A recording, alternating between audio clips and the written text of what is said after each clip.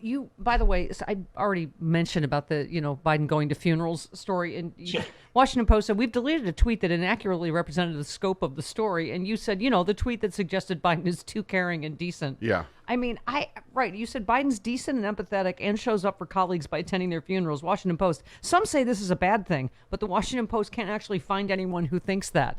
I mean,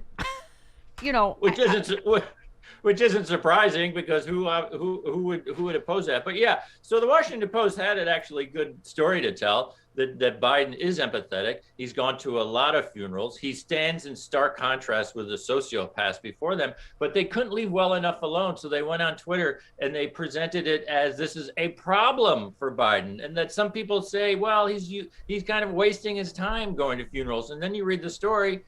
There's nobody who thinks that, because no normal person would think that. Yeah. So it's just this constant need to try to frame things as everything's, a problem for Biden. I did a column a month or so ago. They did a front page piece about how he's not pessimistic enough. He's too optimistic. He's not leveling with the country.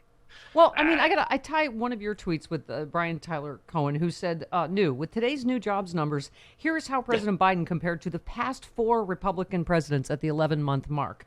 Reagan had lost 138,000 jobs. H.W. Bush added 1.7 million. Bush lost 1.7 million. Trump added 2 million. Biden has added 6.2 million. Do you see that anywhere? You tweeted, Washington Post also explains why record wage increases aren't so great. It's astounding the court and contortions the press goes through when there's a Democrat in the White House, as you say on Twitter. I mean, 6.2 million jobs is a record. We've been keeping, as a country, records, track of data since 1939. Right. No, Biden just shattered the record. And yesterday, the Washington Post did a piece. Well, this is why it's not as good as it looks. It is amazing. And I just did a piece this morning about this jobs expectations, right? Yeah. So we added 200,000 jobs last month. Oh, it's a disappointment.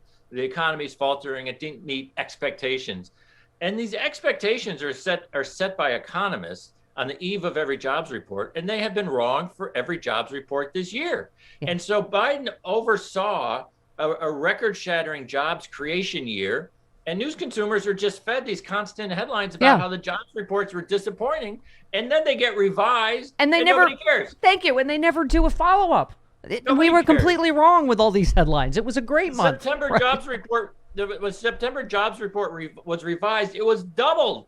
It was literally doubled, and nobody cared. And so we just get these constant disappointing. And the economists themselves have said we can't really do this as well as we could. So the press needs to throw away this model that it's used for 30 years and just say, hey, this is how many jobs were created, and leave this expectation game aside, because the model doesn't work anymore. Eric, before you go, I have to say, though, all of the stuff we've been talking about every week for years and this morning, it's eclipsed by what you said about the press is now just ho-humming our loss of free and fair elections, of democracy. Yeah. And it doesn't, I mean, the press really does have to wake up. I was reading this story about, Fiona Hill was warning about addressing the international community's fear about what's happening in the United States. We've seen this. We've legitimately been downgraded as a democracy. One headline says the next election will determine whether the U.S. is hurtling toward autocracy. If Canada should intervene. Other headlines say the international community is fearful America could fall off the cliff in 2022. Gave a guide on how Canadians can hold on while sharing a concerning border to the south. It's not just the chaos the Canadians are worried about. We were joking, she says, about how many millions of Americans are going to be lined up at the border kind of coming in 2024. That's not a funny prospect at all, but most people are seriously worried about what's happening in the United States. And as you keep saying, the press is going to both sides us right into autocracy. Yeah, or just kind of slow walk it. I mean, if you look at the Sunday shows, they were all COVID. There's no... I mean, yes, there is occasional. I'm not saying there's not serious discussion about these what Republicans are doing in terms of the big lie and things like that.